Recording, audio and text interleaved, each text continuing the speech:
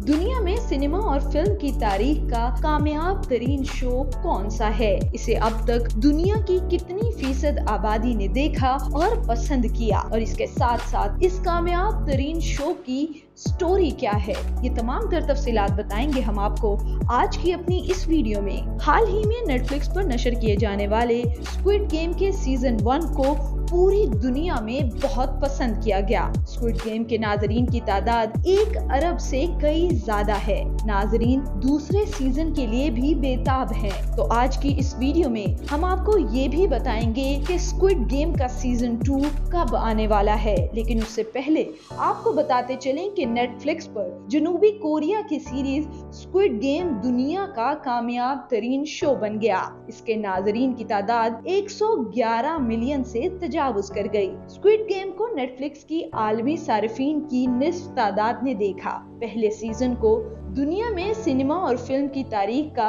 कामयाब तरीन ड्रामों में शामिल होने वाली प्रोडक्शन का एजाज हासिल हो चुका है। ताहम इसके साथ ही नाजरीन की जानिब से सीजन 2 के मुतालबे में भी शिद्दत आ गई है। ये सीरीज नेटफ्लिक्स के मुताबिक पाकिस्तान में भी हालिया दिनों में सबसे ज्यादा देखे जाने वाली सीरीज है और इस वक्त प्लेटफॉर्म्स पर नंबर 1 की पोजीशन पर बराजमान है। याद रहे, 9 एक साथ पर मुश्तमिल स्क्विड गेम की कहानी उन खिलाड़ियों के गिर्द घूमती है जो 38.31 मिलियन डॉलर जीतने के लिए जान की बाजी लगा देते हैं। ड्रामा सीरीज स्क्विड गेम के पहले सीजन में 9 एक साथ हैं जो एक से बढ़कर एक साबित हुई। स्क्विड गेम के डायरेक्टर ने कहा कि उन पर सीजन 2 का बहुत दबाव है।